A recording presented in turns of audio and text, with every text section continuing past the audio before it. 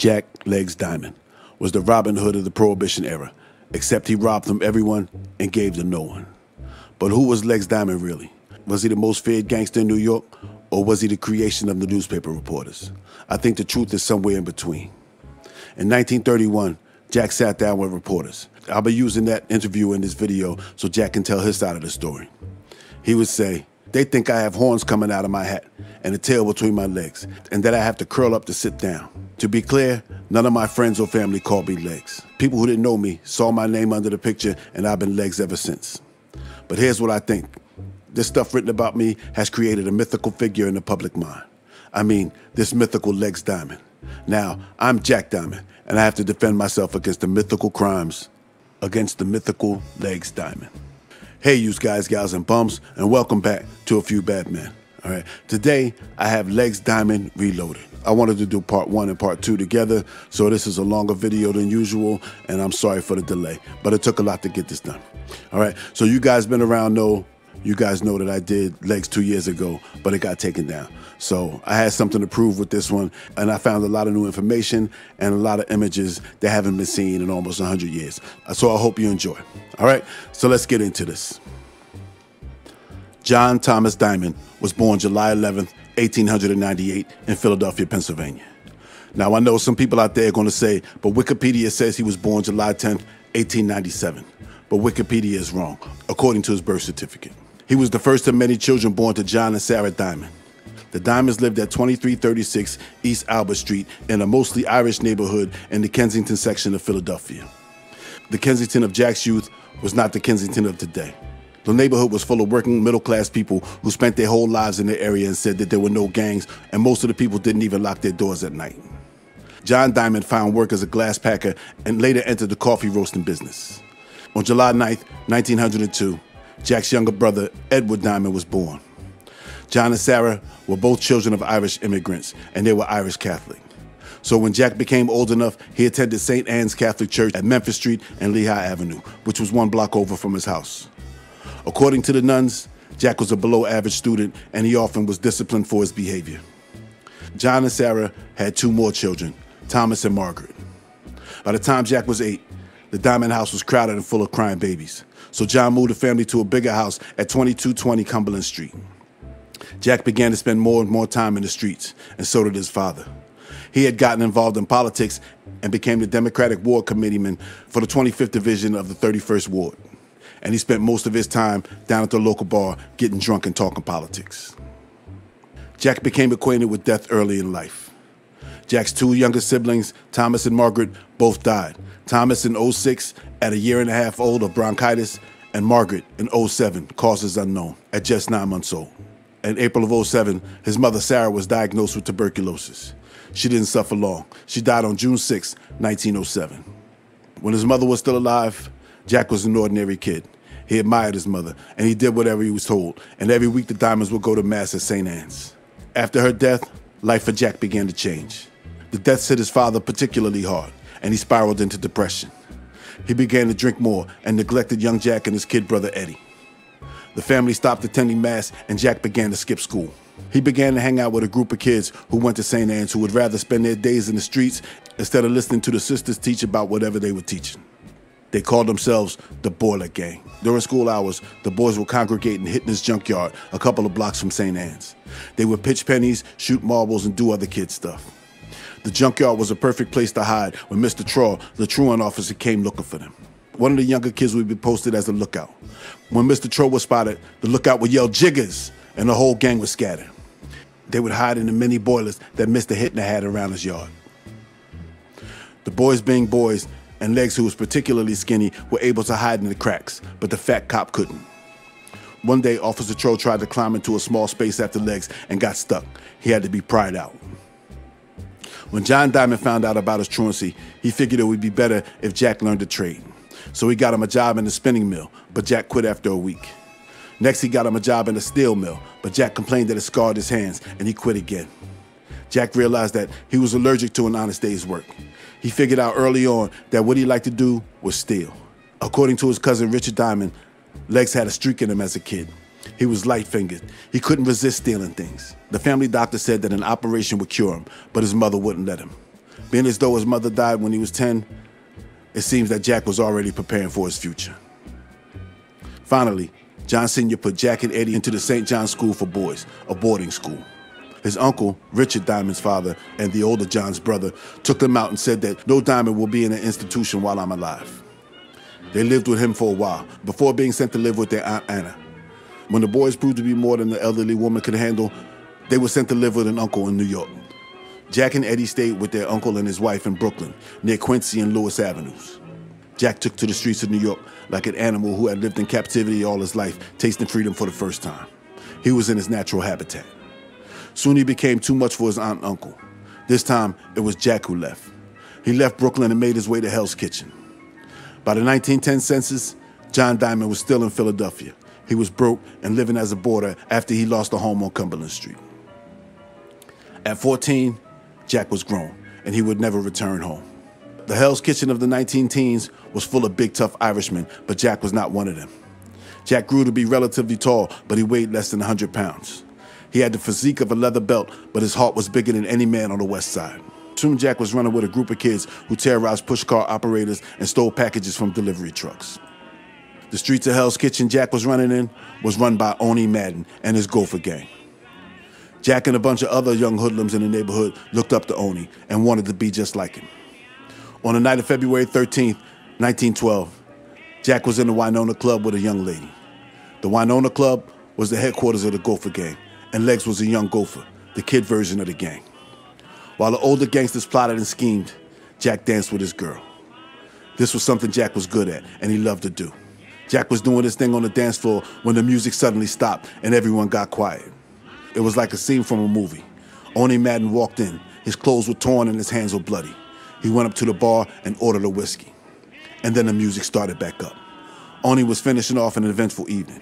A week earlier, on February 4th, 1912, he had shot and killed William Henshaw as he was jumping onto a streetcar. He was wanted by the cops and stayed hidden for a week. The cops found out that he was on a roof. When they got there, he was gone. They saw him going down a fire escape and going into a third-floor apartment. He was eventually arrested 3 hours later. After being roughed up and questioned, he was released. That's when he strolled into the Winona. Jack was in the corner with his girl and said, "What a guy. I'd like to be in his class." "You will someday, Jack," his girl said. Jack had a long way to go to get to the status of Oni Madden, but he was willing to try. On February 4th, 1914, Jack was in Brooklyn with 3 guys and a girl. The quartet had larceny on their mind, and they were walking the streets looking for an opportunity. They found what they were looking for when they got in front of the jewelry store of M. Strauss at 461 Fulton Street. They peeked into the show window, which was filled with gold chains, rings, and watches. One of them grabbed a brick and shattered the glass. They snatched everything they could and ran off. A cop was nearby. He heard the noise and gave chase, but Jack and his pals were too fast. They gave him the slip and made their way back to Manhattan. Later that afternoon, traffic cop Herman Shoreditch saw Jack and his crew standing in front of a pawn shop. The kids huddled up for a few seconds, and then one of them went inside. A few seconds later, he came back out, and the crew started stepping lively down the street. Officer Shoreditch smelled something funny. He left his post and ran over to the pawn shop. He asked the clerk what the boys wanted. The man told him that the boys had a bunch of gold chains and watches. The clerk thought it was funny, so he told the kids to beat it.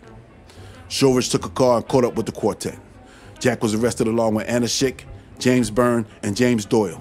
The police found 50 gold chains and several small clocks on them. Jack would eventually admit his role and was sentenced to 2 years for robbery. He was sent to Hart Island. This was a hard prison, and there was no love on Hart Island. The decrepit prison was so bad, it was on its way to be decommissioned when Jack got there. As a young first-time offender, Jack should have been in the first group of prisoners to be transferred to a better prison. But Jack couldn't stop his criminal ways, even in prison. On June 27, 1915, Jack and 3 other inmates broke into the prison's medicine closet and stole what they thought was dope. The next day, 40 inmates came down sick. The prison commissioner launched an investigation into the mass poisoning. Jack and his pals would eventually confess, and a few months were added to his sentence. 2 years later, when he got back to the streets of Hell's Kitchen, he was a more hardened criminal, and his crimes showed his growth. He was arrested twice in 1916, once for assault and robbery, and again for grand larceny. In June of 1916, Jack enlisted into the 9th Regiment of the National Guard. A few days after he enlisted, he was arrested for third-degree assault. He told the judge that he had recently enlisted, and the judge dropped the charges. Jack took to the service like he took to honest work, and not long after he reported for duty, he went AWOL. Jack just couldn't stay put. He went AWOL 3 times in his first 5 months of service. His first offense, though, may have been an honest mistake. While on leave, Jack went to visit his kid brother Eddie, who had moved back to Philly. Jack missed the last train and was listed as AWOL. The next time he escaped, he got married to a woman named Catherine Williams. But Jack had a problem with keeping his hands to himself, and after he was caught in New York and sent back to New Jersey, they never saw each other again. She would later have the marriage annulled. Jack was confined to Camp Merritt in New Jersey, but Jack had a restless soul, and he was not cut out for the army life. He missed the action of the streets. So on January 31st, 1918, Jack reportedly stole a handgun and some clothes and took off again. He went back to the streets of New York, back to his element. He wasn't hiding either. Jack continued his criminal ways. He was free for 6 weeks until he was arrested with 3 other men for the attempted robbery of Harold Angelicus, a diner owner. Jack and his friends came into the diner in the early hours and ordered food. When Angelicus went back to the kitchen, one of the men attempted to steal the money from the register. But being suspicious of the men, Angelicus had locked it before he left. When Angelicus came out, one of the men pulled his gun and told him to go back into the kitchen. When he did, the 4 men escaped. Angelicus came back out and got the attention of a patrolman. The cop found Jack and his accomplice a few blocks away and arrested them. Jack gave soldier as his occupation, and he sat in the tombs for a week before the case was dismissed. The army had not been notified, and Jack was back on the streets. Jack would use this opportunity to hone his skills. On April 15th, 1918, he was staying at an apartment building on 12th Street. Jack and some of his pals broke into several apartments and stole cash, jewelry, and clothes. One of the victims, Frank Plume, reported the theft to the police. A few days later, an officer saw Jack at 20th Street and 5th Avenue. By now, Jack was well known to the cops of Manhattan. The cop went over to Jack and told him to put his hands up. He searched him and found a loaded handgun, and Jack was arrested. Feeling that Jack might be responsible for the apartment burglaries, the cops called Frank Plume to come to the station. Identifying Jack was easy. When he was brought in before Plume, Jack was wearing the man's suit. Jack was charged with grand larceny. He pled not guilty, and the charges were eventually dropped. The government had finally stepped in, and he was taken back to New Jersey. This time, the government decided to send Jack over to France and let the Germans deal with him. The change of scenery didn't help Jack's outlook on the military. Soon he went AWOL again. He was assumed dead or missing in action, but Jack was probably spending his time with a local French girl or something. When he finally returned, he was charged with desertion and sent back to the U.S. He was court-martialed and found guilty, given a dishonorable discharge, and sentenced to Leavenworth. This is what Jack had to say about his time in the military. I suppose one of the things that got under my skin was the way my Army record was interpreted, so as to make me look like a slacker or appear like I stole from fellow soldiers. That simply doesn't happen to be true. Right on the record, it shows that I enlisted back in June of 1916 in the 9th Regiment. That doesn't look like a slacker, does it? And I didn't steal anything from other soldiers. It wasn't pointed out that I was in France from July 18 to the following January. When I was sent back, it was to stand a court-martial for an offense that took place in this country before I went over. I admit I went AWOL before we went across. And while I was AWOL in this country, I was accused of stealing some clothes from a place I was staying. But that's not like saying I'm a slacker or stole from my outfit. Jack got out of Leavenworth just as criminals were realizing that they could make themselves rich men by violating the unpopular prohibition law. There were a few ways of getting into the bootlegging game. You could put money up and buy booze from countries where booze was still legal. You could bribe crooked prohibition agents and purchase permits for legal government alcohol. You could make your own wine, moonshine or beer. Or you could take the booze that those other guys had at the point of a gun. Jack chose the latter. In 1921, Jack was pardoned by Warren G. Harding. He returned to Hell's Kitchen and began robbing lofts and warehouses of silks, furs, jewelry, and anything they could get their hands on. And the man who fenced the stolen goods was Arnold Rothstein. Arnold was the biggest loan shark, gambler, and fence in New York, and he was looking to get into bootlegging. He was in the market for some tough guys to protect the shipments, and Jack and his kid brother fit the bill. He teamed Jack up with some other young hoods that he employed. One of them was a guy named Salvatore Lucania, who went by Charlie Lucky. Maybe you heard of him. Jack and Charlie were the guys who ran shotgun for Arnold. One of Jack's first jobs came in the fall of 1921. Arnold was convinced into financing the shipment of rum from the Bahamas by Dapper Dan Collins. Dan went to the Bahamas with the money AR put up for 1,200 cases of rum, and he had money for 150 cases for himself. When Dapper Dan got back to the States, he pulled into a private dock in New Jersey, one of many owned by Rothstein. A while later, Jack led a caravan to the docks and they loaded the 1,200 cases onto the trucks. Collins told him that the 150 remaining cases were his and part of a separate deal. Dapper Dan hopped into the truck and rode to the warehouse with Jack.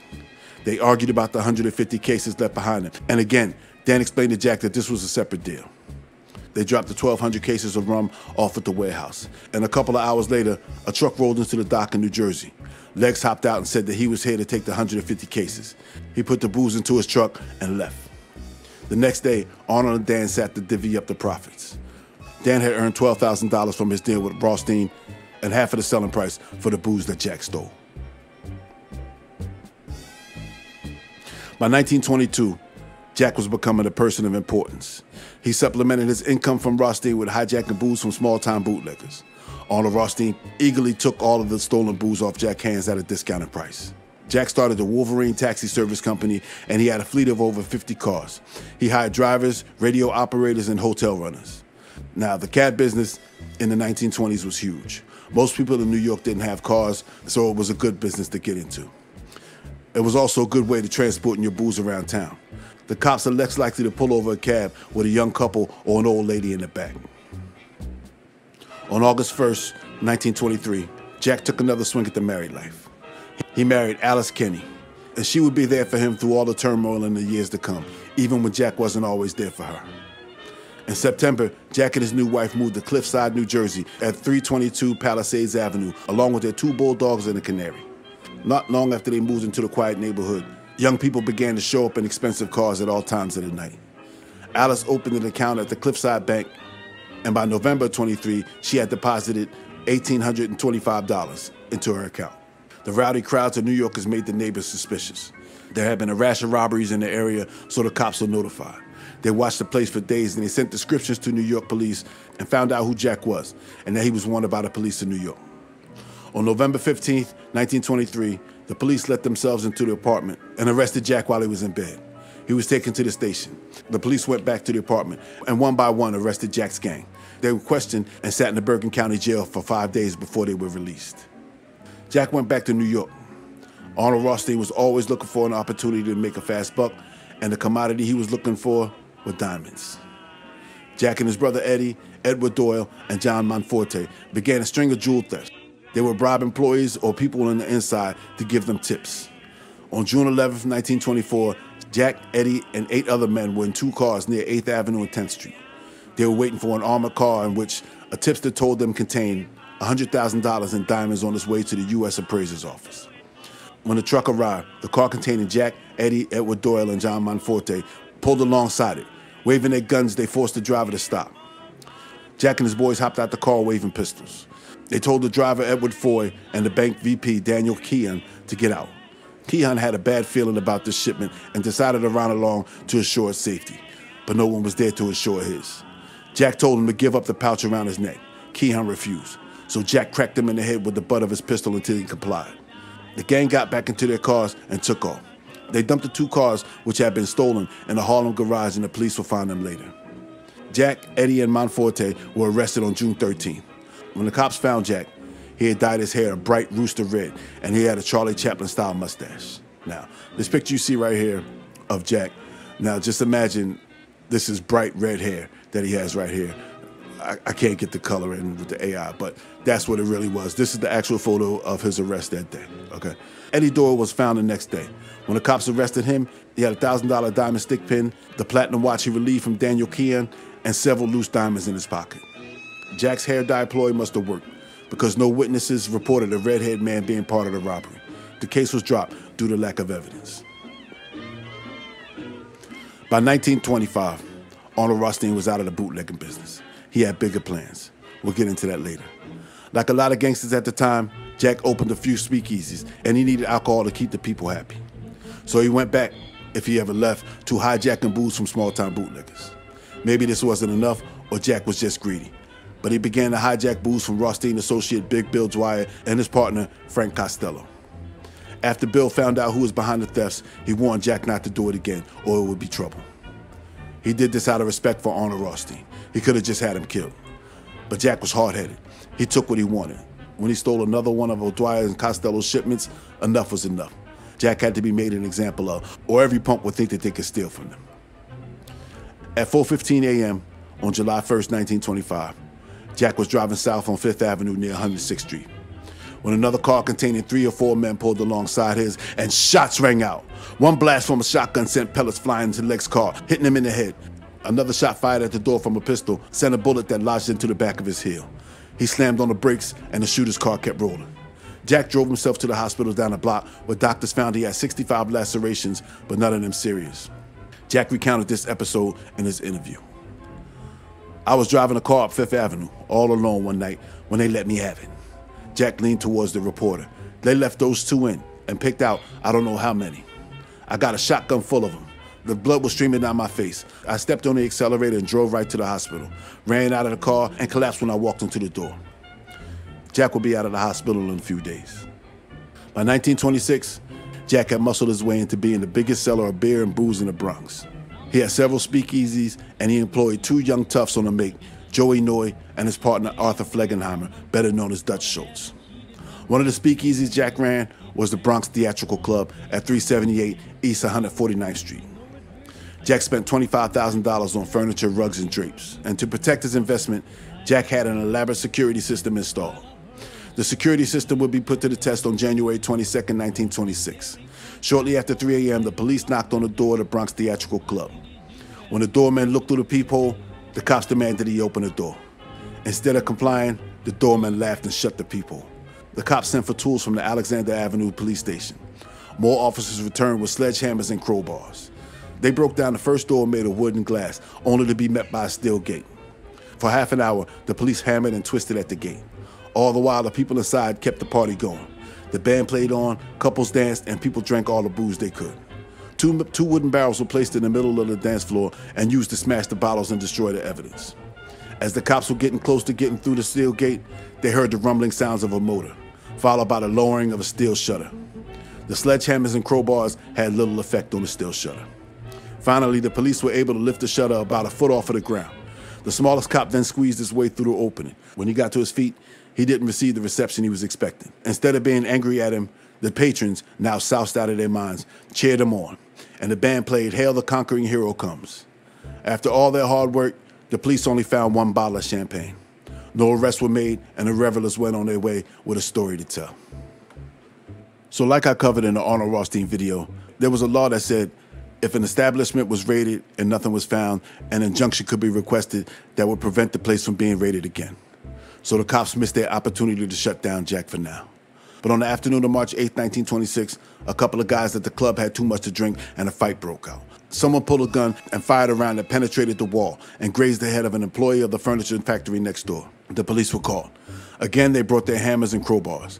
The police had learned from their previous raid 2 months earlier. This time, they began to bust down the wall separating the club from the furniture store. The patrons inside the club panicked. 13 people escaped down a dumbwaiter. Several thousand people formed the crowd outside, and the cops were handing out blank subpoenas to all those who escaped. It only took the cops a few minutes to break a hole into the wall. When they busted in, they arrested 8 men and 1 woman. One of those men was Dutch Schultz. He was security at the club that night, and he was found with a gun. He had been deputized by an upstate judge and was packing legally, but after being caught in the speakeasy, his permit was revoked.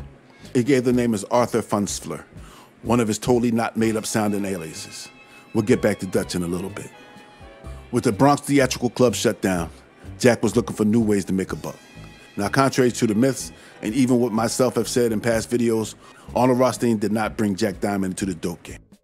The boss got the skinny for you now. It seems that the dope game was the only game that Jack didn't muscle his way into. He was invited.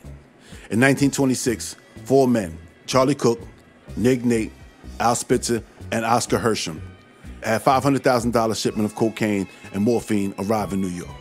Nig Nate and Spitzer took the package and refused to give Cook and Hersham their shares. Cook and Hersham reached out to Jack. Jack, Thomas Fatty Walsh, Mike Sullivan, and Charlie Lucky paid Nate and Al Spitzer a visit.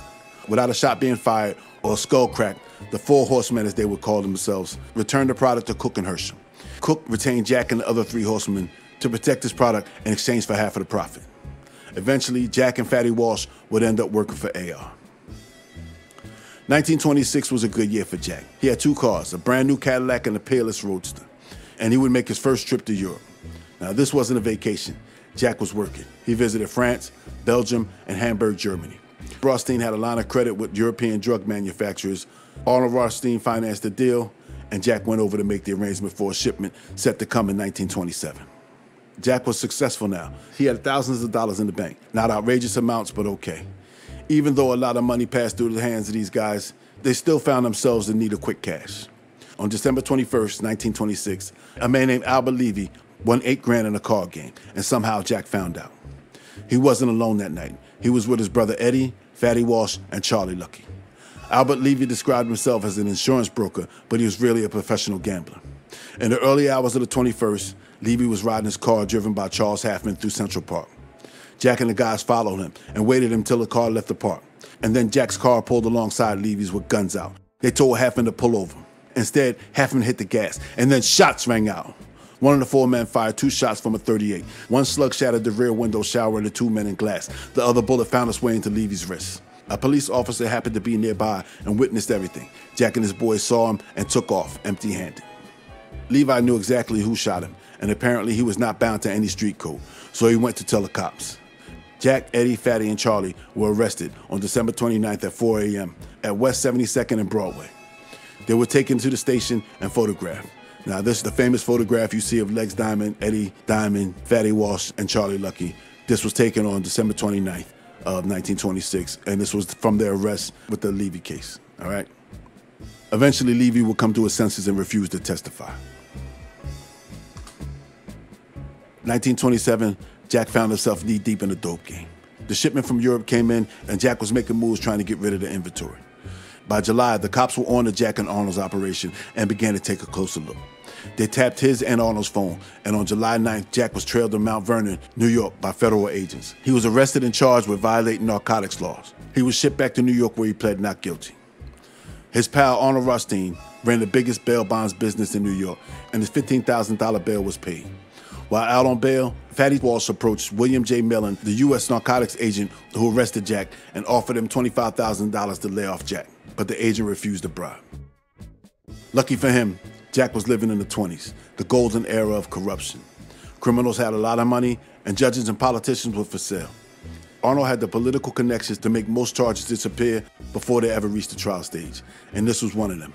Arnold put the fix in. Jack would never stand trial for this, and his bond was never revoked. Here's what Jack had to say about this, his arrest record, and his ability to stay out of jail. Quote, "But take a look at that record and analyze it. Certainly, I've been arrested 25 times. Certainly that looks bad. But were all these judges crooked who turned me out? Mightn't it be true that I was innocent?"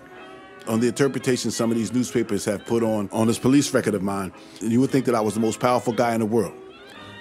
If what they write about me is true, all I had to do was snap my fingers and some district leader would come dashing to the court and say, "Here, Judge, you've got to turn Jack Diamond out on that homicide arrest or turn him out on that grand larceny charge." And according to the stories, the judge would probably stand up in his bench and bow at me and say, "Mr. Diamond, we're very sorry this happened. We should have never arrested you, and we'll turn you out immediately." End quote. Up to now, Jack Diamond was just another hoodlum in New York. But the night of October 15th, 1927, was the night that Legs Diamond was born. That fall, Jack was back out on the streets with a lot of product to move. One gangster who was looking to get into the dope racket was little Augie Organ. Augie was from the Lower East Side and was the top labor racketeer in the city. It appears that Jack and Augie had an arrangement. He would pay Jack by allowing him to end the Brooklyn Painters Union strike and keep the $50,000 the bosses were offering for the job. Sounds like a fair deal. The problem was, little Augie had Louis Lepke and Gura Shapiro running the day-to-day operations. Lepke and Gura told Augie not to accept the money and to prolong the strike, and they could make 3 times as much money. But Augie had deals in the works, and he wanted the quick cash. To make things worse for him, he gave the job and the money to an outsider. Little Augie and Jack set up a meeting to talk some things over. At around 10:30 p.m., Jack and little Augie met at the corner of Norfolk and Delancey. They greeted each other and began to walk down Norfolk Street, unaware of the dark sedan riding slowly behind them. 2 men got out of the car and walked swiftly behind Jack and Augie. When they were a few feet away, one of them said, "Hey, Augie." And then shots rang out. One bullet caught little Augie in the forehead. Jack instinctively turned around and he caught one in the gut. Jack and Augie dropped to the pavement. Little Augie would never get up, but Jack would, and he made his way to the hospital. Jack would say this, quote, I was supposed to be Lil Augie's bodyguard at the time, if I remember the stories right. It's funny. If I really am such a gunman I'm supposed to be, or have all these bodyguards and guns, that I get hurt so often and no one ever finds a weapon. As a matter of fact, I was never called Legs until after that Lil Augie affair.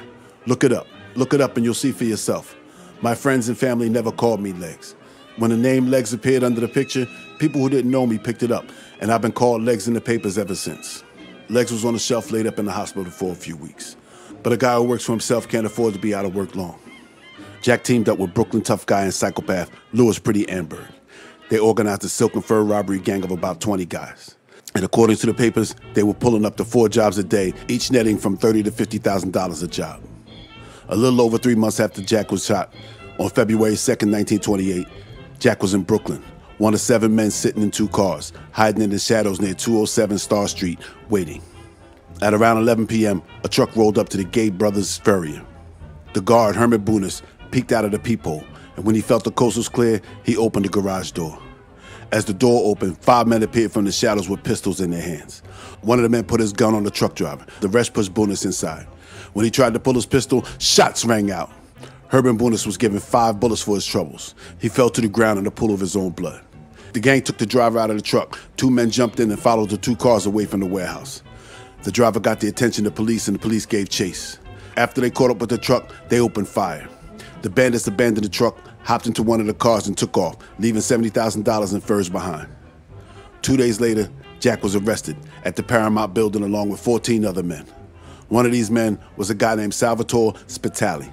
Remember that name. These charges were dropped too. Jack and Pretty also had a protection racket going in 1928. They would go to fur manufacturers and offer them their delivery services. If they declined the offer, they would find themselves needing new furs and trucks. A guy named Abe Weinberg would eventually be found guilty of Bunis' death.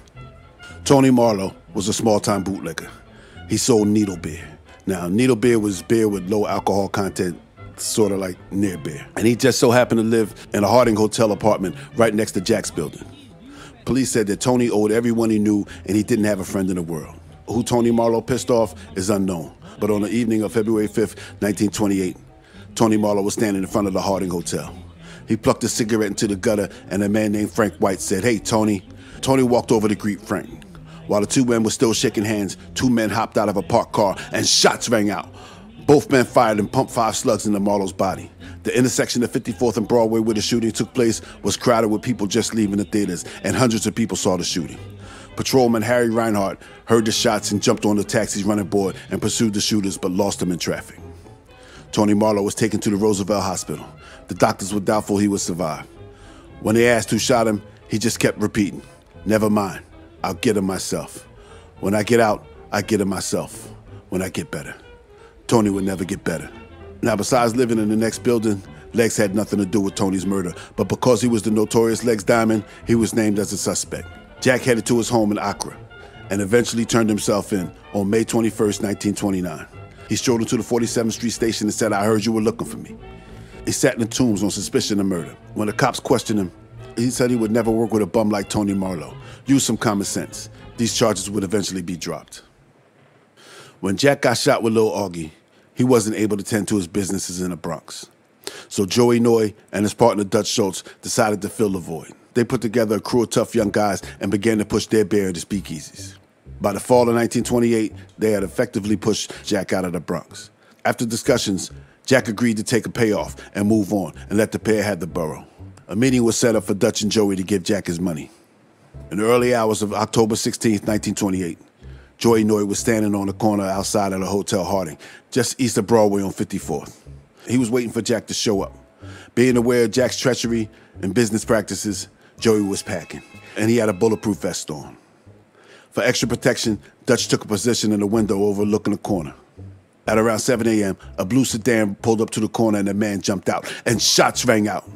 The man opened up on Joey with a Thompson submachine gun. Joey was hit 3 times, but he was able to get to his own gun and return fire.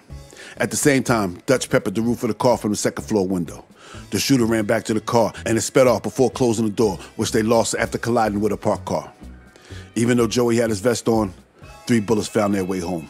Joey was hit in the lower spine, the right chest, and his index finger was blown off. A few blocks later, the blue sedan pulled into a garage. The men exited and told the attendant to let the man sleep off his drunk. A few minutes later, the attendant received a call, and the person told him to take the car to 12th and Avenue D. That is where the police were called to after a passerby had noticed a dead man in the back seat. That dead man was Louis Weinberg, alias Benjamin Greenberg. He caught a slug behind the right ear as he was trying to get back into the car. He too was wearing a bulletproof vest, but it did him no good. In the car, police found a Thompson submachine gun and a revolver. Joey Noy was taken to the hospital. He was arrested for the murder of Weinberg and transferred to the Bellevue Hospital prison ward, where he finally succumbed to his wounds on November 21st. Now, Dutch was hurt by the death of his friend and partner, and Dutch was not the type to forget, but he would have to wait for Jack. Jack was in the wind. Most likely went back to his house in Accra.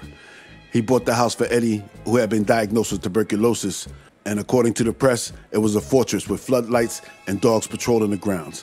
Dutch felt that if he couldn't get Jack, he would get his brother. Eddie had moved to Denver to get some relief for his tuberculosis in the mountain air. Eddie was in Denver with his wife Kitty, young son, and a pal named Dominic Bifano. On November 5th, 1928, Eddie and Dominic were returning home. They turned the corner onto the block where they stayed, unaware the blue Buick sedan parked on the corner. And then shots rang out. A Thompson submachine gun riddled the car. Eddie and Bifano jumped out and ran in different directions through the houses in the neighborhood.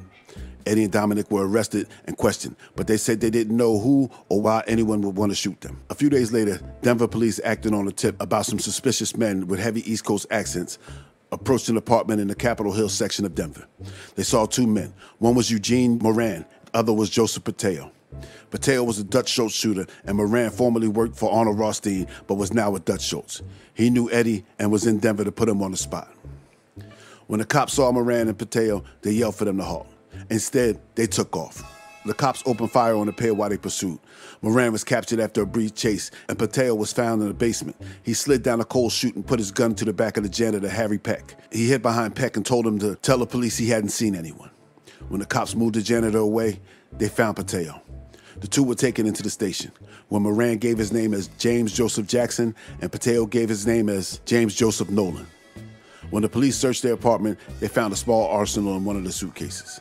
They found a machine gun, an automatic rifle with a silencer, and 2 handguns. When asked by the police what the guns were for, they said they were for hunting. Well, technically, they were not lying. Eddie and Dominic Bifano were brought in to identify the men, but Eddie, despite working with Moran for Arnold Rothstein, said he never saw the men before. The day after Eddie was shot at, Arnold Rothstein walked into the Park Sheraton Hotel, the biggest gangster in New York, and he walked out a dead man. The paper said that Legs, as he was now known in the papers, was in room 349 when George McManus put a slug in the AR's groin, but it's doubtful. By the end of the 1920s, there were an estimated 32,000 speakeasies in New York City, and they brought in over $1 billion in profit. The Hotzi Totzi was located on the second floor of the Rialto building located at 724 7th Avenue. As early as 1925, Jack was a partner with Henry Bokel in the Hotzi Totzi. Jack provided the muscle and the booze, and the money to grease palms. Bribes also went a long way to keep the Padlock boys at bay. On Monday, October 19, 1925, Henry was in the Hotzi Totzi when 2 federal agents came in. They pushed their way through the large crowd and asked the bartender for the proprietor. While they waited, one of the agents turned around and told the patrons to go right ahead, don't mind us. Harry Bokel came out and was served with papers. Henry slipped him an envelope, and the two made their way over to the counter and ate their fill of pretzels and sandwiches. When they were finished, one of the agents waved goodbye. Henry said so long, and the 2 agents went off into the night. For years, the Hotzi Totzi was the place to be for the late-night party crowd. In January 1926, a jazz and blues composer named Henry Boosie met a girl at the Hotzi Totzi and got so drunk and had such a good time that he married her later that night. When he sobered up, he fought to have the marriage annulled. At around 4 a.m. on July 13, 1929, William Red Cassidy, a semi-successful bootlegger from Hell's Kitchen, his brother Peter, and a friend Dewey Hennigan stumbled their way into the Hotzi Totzi. They had been bar hopping all evening, and the Hotzi Totzi was supposed to be the last stop before they headed home. They made their way to the second floor, knocked on the door. The doorman peeped through the peephole and let them in. The Cassidy brothers came into the Hotzi Totzi already belligerently drunk. Legs and his pal Charles and Trotter were present that night and kept their eyes on the loud Irishman. The trio took seats at the bar and ordered a round, and then another round, and then another round. Apparently, the bartender was not moving fast enough for Red. "Set him up, you bum, or I'll hang one on your eye." The bartender took the insult in stride. But Jack and Charles and Trotter, only a few feet away, did not take kindly to the men disrespecting their bartender. Someone signaled to the band to play louder. Legs and Entrada approached the loudmouth Irishman, and several harsh words were thrown around, followed by bottles, chairs, and fists. The Cassidy brothers were former boxers, and Legs weighed less than 100 pounds. Soon he and Entrada were on the wrong end of an ass-kicking, and then shots rang out. Both Legs and Entrada sent lead flying at the Cassidys. The first to go down was an innocent bystander named Simon Walker. Walker had just graduated from Sing Sing and was in the Hotsy-Totsy celebrating his freedom. He was struck in the head and the back and immediately dropped to the floor. Red Cassidy made a move, but caught a slug in the gut and the groin. He ran for the bathroom, and one of the shooters followed him and gave him one more in the head. His brother received one in the gut and one in his head. Lucky for him, the headshot only creased his scalp, knocking him unconscious. Legs and Entrada took off out onto Broadway. Someone piled Red into a car and drove him to French Hospital. They alerted the staff and took off. Red regained consciousness just long enough to tell the cops nothing. He slipped back into a coma and died at 5:30 a.m. While Peter Cassidy's wounds were being attended to, the police asked him who did it. He said, "I'll get him myself. Not with guns, with these." Then he extended his hands and made two fists. He said, "I never needed to carry a gun. I'll get him with these." By the time Police Commissioner Whalen arrived, over 1,000 people crowded the streets outside the club. They found Simon Walker laying on the floor, his new gray suit smeared in blood. Half his head was missing and a fully loaded .38 was in his pocket. The police commissioner was under pressure from the mayor to solve this case. This was the third murder in 3 weeks in the area. Tony Marlowe was shot at 54th and Broadway. Frankie Marlowe, no relation, was picked up on 52nd Street and taken for a ride on June 24th. 8 people were brought in for questioning. One guy who the police were searching for was William Bickle, who disappeared after the shooting. One of the men they detained was Thomas Marola, a singing waiter at the Hotsy-Totsy. He told the grand jury the story of what happened that night.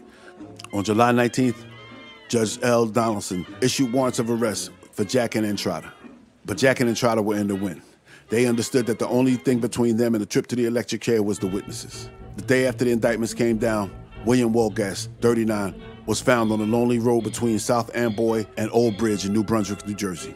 His body was stumbled upon by 2 teens. He had a straight line of 9 bullet holes from his head down his right side. Wolfgang was one of the waiters at the Hotsy-Totsy on the night of the shooting. It appears he was snatched off the streets in New York and taken to New Jersey, where he was let out and told to run.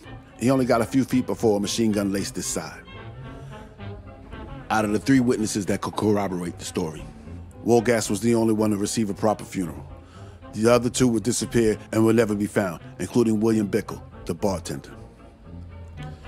In 1926, Marion Strasmick, a 17-year-old dancer from Boston, made her way to New York to make it big on Broadway. Marion was a beautiful redhead with a lot of talent, and soon she landed a job as a dancer in the Ziegfeld Follies. She performed in several Broadway shows, including a production of Rita Rio, which opened on February 2nd, 1927. She was reportedly given the name Kiki by a big-time Hollywood producer, and by 1928, she was known throughout Broadway as Kiki Roberts. Sometime in 1928, after a show, she was introduced to Jack. After a courtship of a few months, Kiki became Jack's girl. Jack was still married to Alice, but did not hide his relationship with Kiki.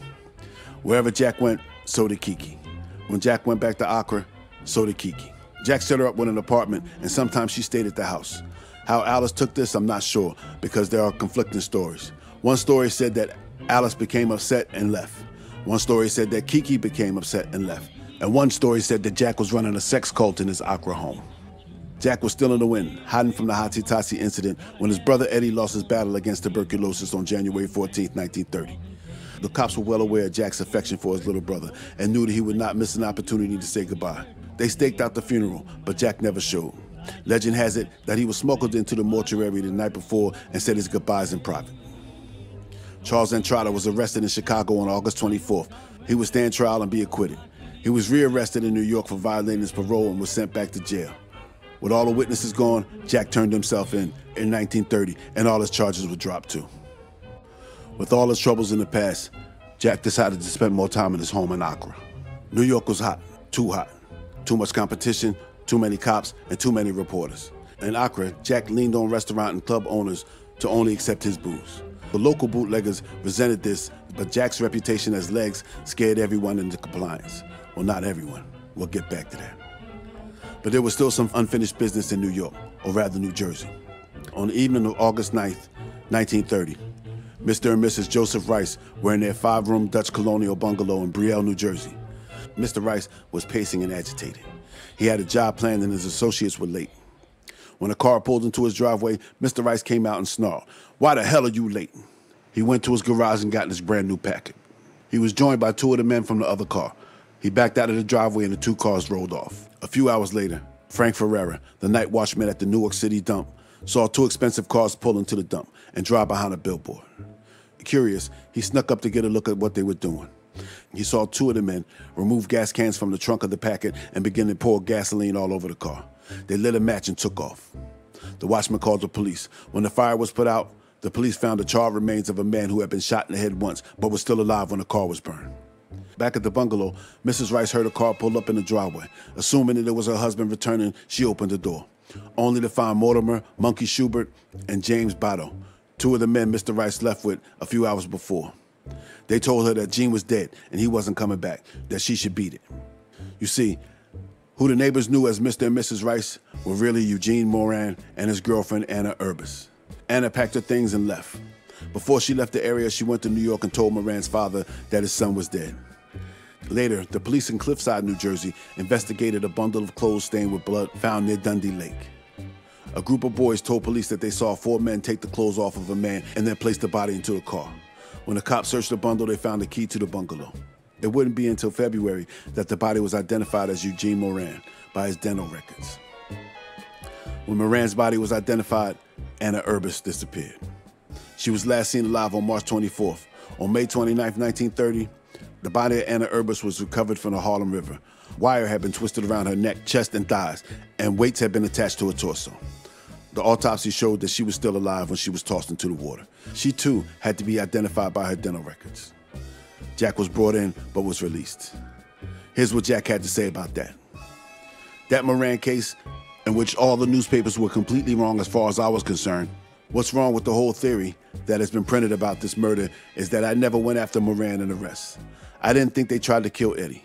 He was only 10 feet away from the men who shot at him. He saw the men. He saw them perfectly, he told me. Now, Eddie told me that neither Moran or Walsh did the shooting. What my brother said satisfied me. I believed Eddie. Why shouldn't I? As far as Moran was concerned, he was neither my friend nor my enemy. He didn't play any parts in my affairs. In August of 1930, Jack was getting ready to make another trip to Europe to coordinate the next shipment. With AR gone, Jack sought out investors. One of them was Salvatore Spitali, his old pal from Brooklyn. One of them may have been his former enemy, Dutch Schultz. Dutch and Jack had apparently reconciled, and Dutch was not above getting into the drug game. It was all the rage among gangsters in the 30s. Higher yielding profit than booze, and you didn't have to have the infrastructure like trucks and stills. In 1930, an ounce of heroin cost $2 per ounce in Europe, wholesale. In the streets, in the States, it could be sold for $20 to $30 an ounce. Jack had the connections. Now, here's what I think. You can leave your own comment and tell me what you think. But I think that Dutch wanted in, and the buy-in was Eugene Moran. Moran was working for Dutch, and in fact, he was the man who kidnapped Harlem policy king Gaspar Holstein. Holstein was held for $25,000, and when his people produced the money the next day, it let the underworld know that there was a lot of money to be made in the Harlem numbers rackets. All right, Moran was killed only weeks before Jack's trip to Europe, and Dutch Schultz's name was on Jack's passport as the sponsor. Jack was supposed to leave on August 20th. The police got wind, and the papers printed it. Jack pushed his trip back for 3 days and booked passage on a ship called the Belegend. But before he left, he needed to secure his grip on the Catskills. One of the guys who refused to give in was Harry Weston. On August 22nd, Harry Weston made a call to his wife and was never heard from again. Jack finally headed to Europe on August 23rd. The same day, an associate of Jack's, Harry Klein, better known as Skunky, took Harry Weston's blood-stained Buick to Brooklyn and stashed it in a garage until he could figure out how to dispose of it. He was supposed to dump it in the East River, but he couldn't get the car over the rope barriers. For 3 days, he tried to find a way to dump the car. After each failed attempt, he would return the car back to the Brooklyn garage. The police would find the car in the garage before he was able to get rid of it. Police saw Skunky talking to Jack's driver, James Dalton, who just hours before had dropped Jack off at the pier. The cops watched Skunky until he got into his car and pulled away. Cops pulled Skunky over and told him to get into the car. With Skunky in the car, the cops then followed Dalton back to the house of Fred Witcher. Dalton was supposed to take something back to Aqua with him from Witcher's house. Dalton went upstairs to the apartment. A few minutes later, the cops came up with Skunky and knocked on the door. Fred Witcher wasn't home, so his wife answered the door. The cops came in and questioned Dalton about Jack's whereabouts. Dalton told them that he had just dropped Jack at the pier. As the cops were leaving, they noticed 2 suitcases and asked Dalton what was in them. And he said he didn't know. The cops opened and found an arsenal, including bombs, grenades, tear gas, pistols, and machine guns. They arrested Dalton, Anna Witcher, and Skunky Klein. At the station, Skunky spilled the beans about the Buick. He said that he was instructed by Jack to dispose of it. Meanwhile, Jack was somewhere in the middle of the Atlantic Ocean relaxing, unaware of what was happening in New York. The cops began searching for Jack, and his name and pictures were all over the papers. The legend of Legs Diamond beat Jack to Europe. Legs gave his name as John Nolan when he booked passage, but after a few days, his real identity was revealed. He became somewhat of a celebrity on board the ship. When the ship arrived in England, the police were waiting. They boarded the ship and told Jack that he wasn't welcome in England. This was okay for Jack because he hadn't planned on getting off anyway. He was headed for Belgium. When he arrived in Antwerp, Belgium, he was again met by police. They took him to the station and detained him for a day before telling him he was not welcome. They told him to pick any country that bordered Belgium and they would let him go there. Jack chose Germany. He was taken to the train station and placed on a train to Germany. When he got to Germany, he was again arrested by police and told that he was not welcome. After a few days in Germany, Jack was placed on a ship called the Hanover of the North German Lloyd Line, a cargo ship headed for America with 45,000 canaries. Jack was the only passenger, and he spent his time relaxing, playing cards, and eating supper with the captain. The Hanover pulled into Pier 34 on the Delaware River in Philadelphia. I don't know if it was the first time Jack returned to the city of his birth, but his welcome was warm at first. The first officer to greet him said, "Hello, Legs." "Hello yourself," Jack responded. "I remember you. You're Tommy McGuire. We used to shoot marbles at St. Anne's." "Yeah, John, and we used to share lunch and used to love my mom's apple dumplings." "I'll say," said Jack. "They were swell dumplings. Say, what are you doing now, Tommy?" Tommy responded, "I'm with the police department, Legs, and we're giving you an hour to leave town." Jack was taken to the police station where he was processed as a vagrant. He was escorted to the train station and placed on a steamer back to New York. Jack returned empty-handed, but his plans were already in motion to get him back into Germany. Jack met with his investors and told them that he would be going back to Germany within a few weeks. Most of the investors were okay with this, but Salvatore Spitali and his partner Irvin Bitts were not. They felt that Jack was too hot, and they wanted out of the deal and their money back. Jack didn't go back to Accra. The cops were looking for him for the Harry Weston murder. He got a suite for himself at the Monticello Hotel at 35 West 64th Street. Kiki had been staying there for a few weeks, getting ready for her new show. Jack and his friend Salvatore Spitali both had shares in the place. On the night of October 11th, and Jack held a meeting with some men in room 829 across the hall from his suite. At 10:50 a.m. on the 12th, Kiki was running the bath when the phone rang in her room. She woke Jack and gave him the phone. He told her that he was going to take a meeting across the hall and he'd be right back. Jack knew who was coming up and he didn't bother getting dressed. He went across the hall in his pajamas. Jack was in the meeting for only a few minutes when shots rang out. 4 times the pistol barked while he sat in his chair. Jack was hitting the right side right below the ribs and under the armpit. One hit him right below the heart, and one creased his hairline 2 inches away from being fatal. The gun was so close that it left powder burns on his purple silk pajamas. A man outside the Monticello saw 2 men that he would tell police resembled Salvatore Spitali and his brother hop into a car and leave. Jack staggered out of the room. He went into Kiki's room. He told her that he was shot and that she should get out of there. She got dressed, grabbed her things, and left. Jack was found by the cleaning lady, Miss Elizabeth Bircher, and she called the hotel doctor, and he called the private ambulance to take Jack to the hospital. Before the ambulance came, Jack asked for a couple shots of whiskey. It wasn't until 12:30 that Jack was taken to the Polyclinic Hospital, the same hospital his pal Arnold Rothstein was taken to and where he died back in 1928. When Jack got to the hospital, he was rushed to the operating room for examination. The doctors thought that it would be best if they didn't operate. Jack had lost a lot of blood, and on top of that, he had been diagnosed with TB, just like his brother and his mother. The doctors placed Jack in the same room that Arnold Rothstein died in. Jack didn't like this, and he asked to be moved. Jack had a 1 in 100 chance of living. Kiki was found hiding in a friend's apartment in Harlem. Alice made her way down from Accra and was allowed to see Jack for only a few minutes before she was taken to the police station. At the station, her and Kiki saw each other, locked eyes, but no words were spoken. Jack began to show signs of improvement, and in a couple days he was sitting up smoking cigarettes. Several people sent flowers, money, and their best wishes. But on the 18th, someone called in a bomb threat to the hospital because of Jack. It was decided that he should be moved for the safety of the other patients. Jack protested. He said, First they said I'm too weak to take another x-ray, and now they say I'm better and I can be moved. I'm not. I won't go. Jack would lose this argument, and the next day, he had a police escort to take him to the Metropolitan Hospital safely. He would be in the hospital until January, when he was released and went back to Accra. But he wasn't out of the woods yet. His wounds became infected in January and ran a fever. In February, he went back to New York to have the bullets removed. In April, Jack was feeling well enough to go back to work. Kiki moved back into the house in Accra, and Alice apparently was okay with it. Jack was having trouble getting back to Europe, and the deal was frozen.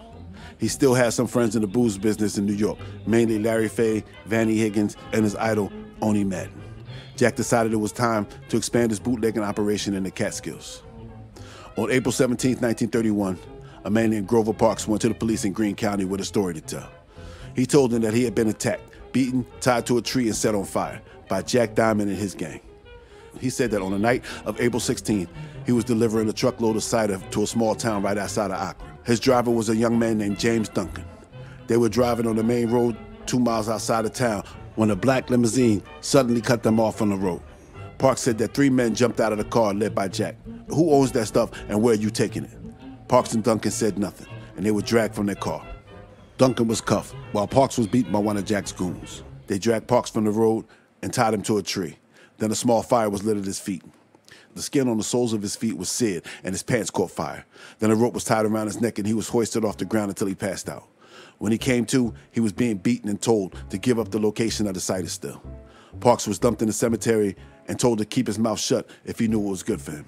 He passed out again, and when he woke up, his assailants were gone.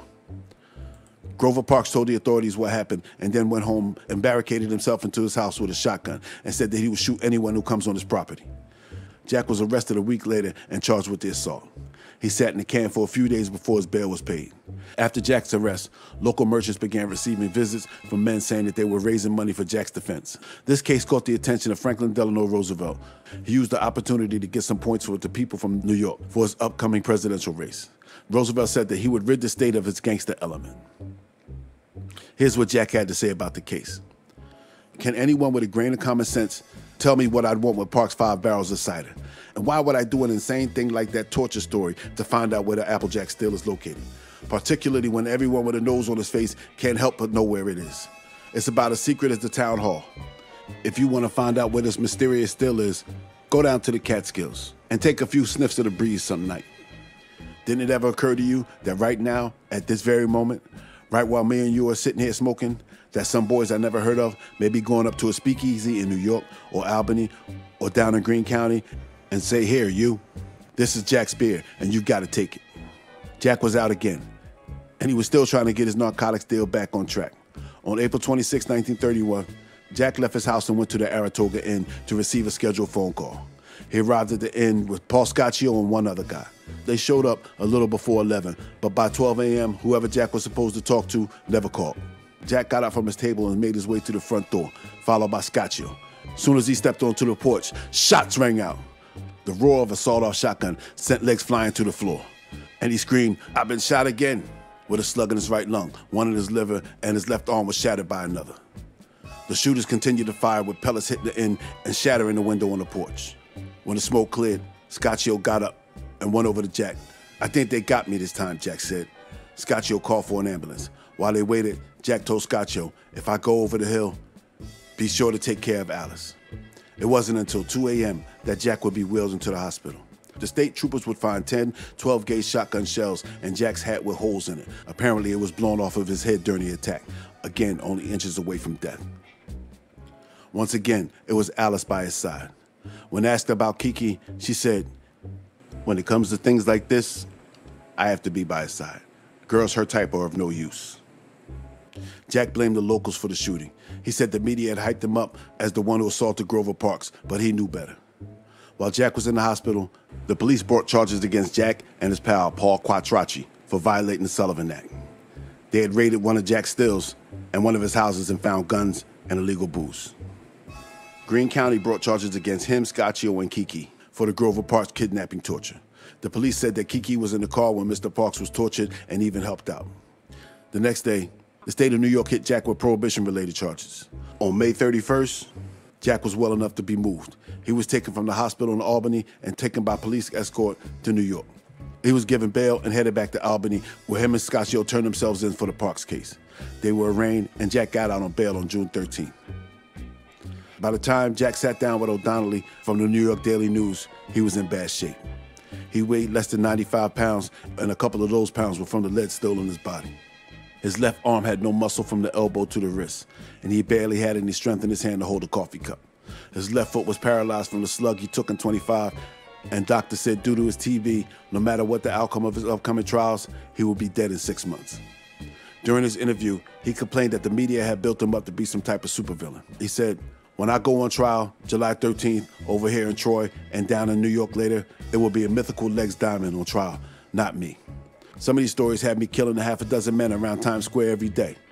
When you swallow it all, I must have used everything except airplanes and submarines. Every time I snapped my fingers, a squad of supposed enemies would curl up and die.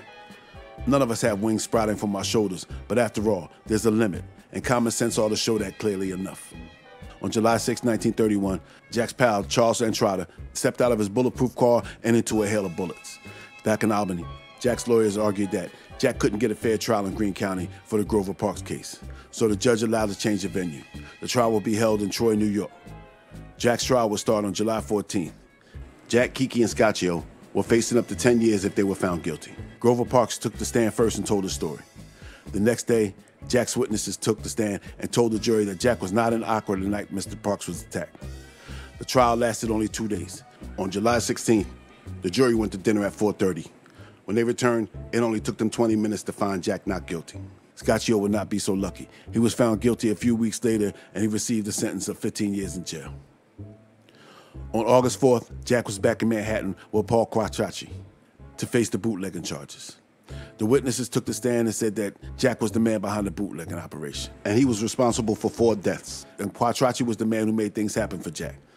Jack's lawyer argued that he couldn't have been involved in any of this because he was in the hospital recovering from one of his many shootings. The government brought out Diamond associate Nick Fusco, who told the jury that he delivered beer in Catskills and received his orders directly from Jack in his home in Accra. Unlike Troy, the feds got the job done.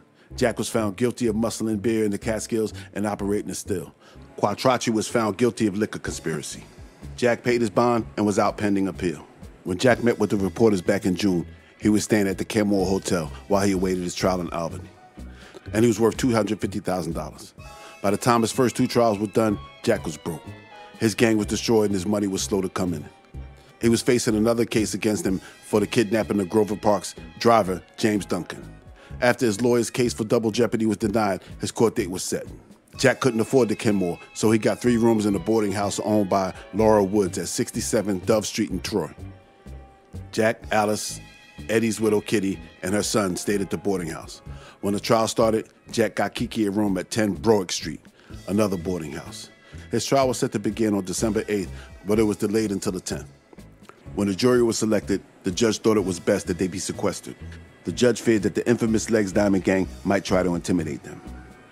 The morning of December 17, 1931, Jack woke up and got dressed in his lucky suit, the same suit he wore when he was acquitted earlier that summer. Today, he was going to find out if the jury believed his side of the story or not. Jack sat in the courtroom all day. Alice, Kitty, and Eddie Jr. were there to support him. Sometime after 5 p.m., the jury came back with a verdict of not guilty. Jack sighed in relief and slumped into his lawyer's shoulders. Alice, Kitty, and hundreds of onlookers outside cheered when the verdict was read. Jack left the courtroom a happy man. Him, Alice, Kitty, and Eddie went back to the boarding house where they got ready to celebrate. At around 10 p.m., Jack and his party left Troy and went to a speakeasy on Broadway in Albany. The party was attended by Jack's doctor, a former judge, Albany Police Sergeant Frederick F. Broderick, Alice, Kitty, and 5-year-old Eddie Jr. Jack had his usual drink, whiskey rye with an ale chaser. At around 2 a.m., Jack got up to make a phone call. When he finished, he went over to the bar and asked for a bottle of rye. He put the bottle in his coat pocket and walked back over to the table. He leaned over and told Alice, "I'll be back in an hour. I'm going to see some newspaper pals of mine." Jack went downstairs and jumped into John Story's taxi and told him to take him to Kiki's place. Jack stayed with Kiki until 4:30 a.m. when John Story honked the horn, and Jack came stumbling down the steps. He got into the car. Story asked him if he wanted to return to the speakeasy, and Jack said no, take me to the boarding house. When Jack got back to Dove Street, it was 4:45 a.m.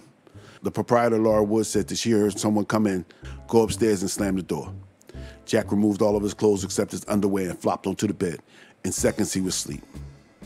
A few minutes later, Mrs. Wood heard the door open again. She heard 2 pairs of footsteps going up the stairs. She assumed that it was either Jack or his family. 2 men crept up the stairs with a flashlight and a pistol wrapped in a handkerchief. They slowly opened the door to Jack's room, crept up beside his bed, and looked down on the infamous gangster.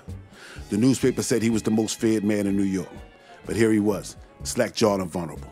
One of the men put the pistol to the right side of Jack's head, and shots rang out. 3 soft slugs tore through the right side of Jack's head. The shooters ran down the steps and stopped right before they opened the door. Mrs. Woods, who was awakened by the shots, "Oh, hell, that's enough," before running out of the door. She then saw 2 men hop into a car and drive off. A pistol will be found a few blocks away, tossed into a field. Afraid to go upstairs, Mrs. Woods made a phone call. Back at the speakeasy, festivities were still going on. Eddie Jr. was asleep in a chair, and the booze continued to flow. At 5 a.m., the phone rang, and a voice on the other end told Jack's doctor that Jack had been shot and was dying. When Alice heard this, she screamed. She knocked over the table when she leapt to her feet. The group hopped into 2 taxis and rushed over to the boarding house. When they got there, the doctor put a stethoscope to Jack's chest, but he was gone. Alice groped at his body and wiped the blood from his face. She stayed right by Jack's side until the police came and took his body. Meanwhile, Kiki was in her room, half drunk and half asleep. She heard the newspaper boy yelling Jack's name. She thought that they were talking about the acquittal until she heard the word killed. She went to the window, and when she realized what the boys were saying, she fainted. When she woke, she got her things together and took off to catch a train back to Boston. She evaded the police who were looking for her and jumped aboard the train. She would eventually be caught and questioned. She said that her and Jack were through, and she was going to leave a few days before, but Jack told her to stay until the trial was over. Alice was busy trying to scrape up money for Jack's funeral.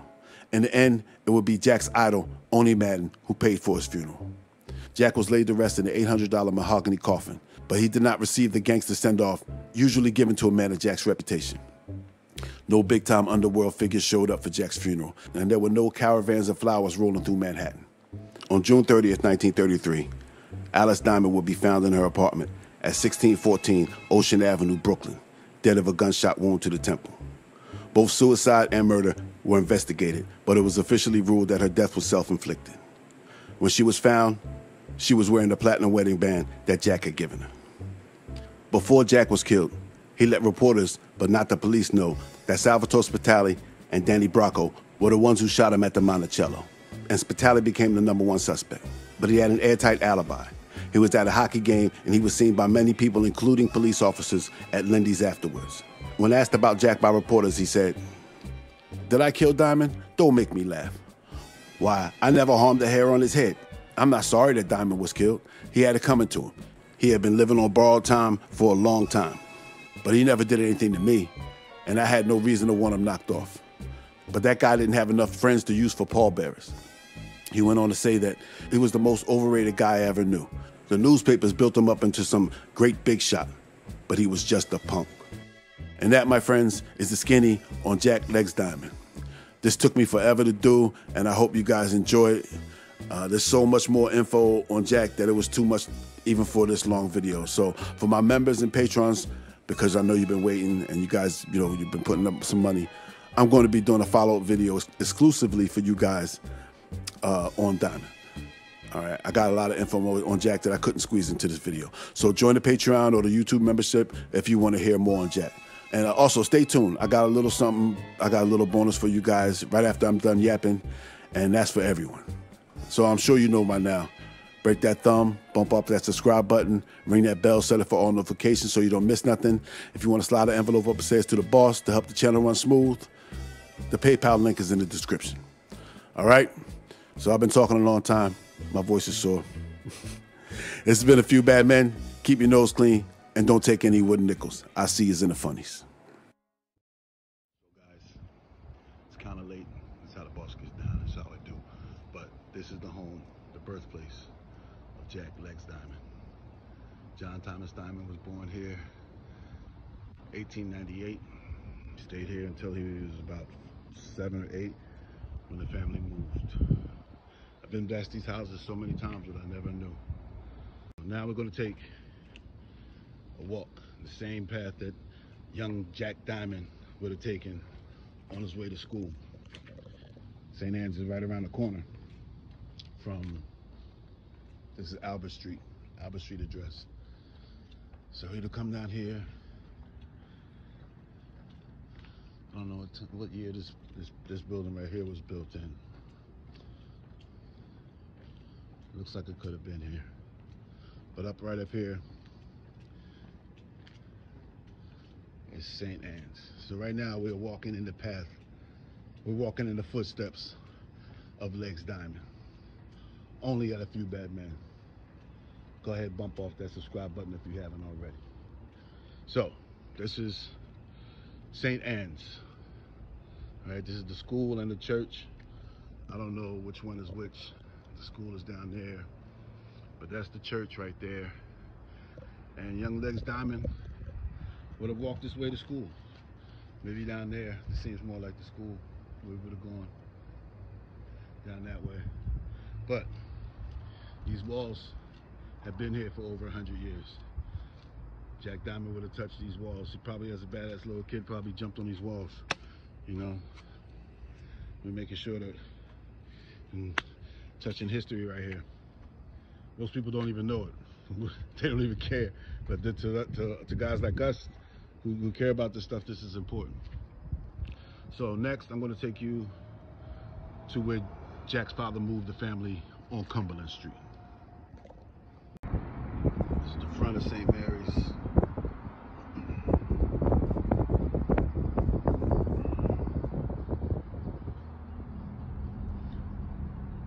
So guys, this is the house that John moved the family to. This house right here. In 07. In 07, this is where they lived when Sarah died. And like I said, it's too late. I don't want to be out here from these people's house. But yeah, this was the house where they moved to. And Jack stayed here until he was about 10 years old. And then his father lost the house. And Jack moved to New York. All right. So these apartments right here, this is the location of the junkyard that Jack and the Boiler Room gang and the Jack and the Boiler gang would have hung out in. You can still use some of that stuff is still back there. But I would say maybe 5-6 years ago, there was a huge fire and the junkyard burned down. It burned for days. There was so much oil and trash in there that it burned for a few days. And when they got finished, they tore everything down and they built these apartments. But this is the actual Boiler Room. This is the actual, junkyard. And if you could see down the street, I'll try to zoom in. That's St. Anne's down there. So as you can see, it's 2 blocks away. They would have gone there to St. Anne's, got together, and then skipped school right around here. That big wall was still there. It was part of the train. So he would have passed that wall right there.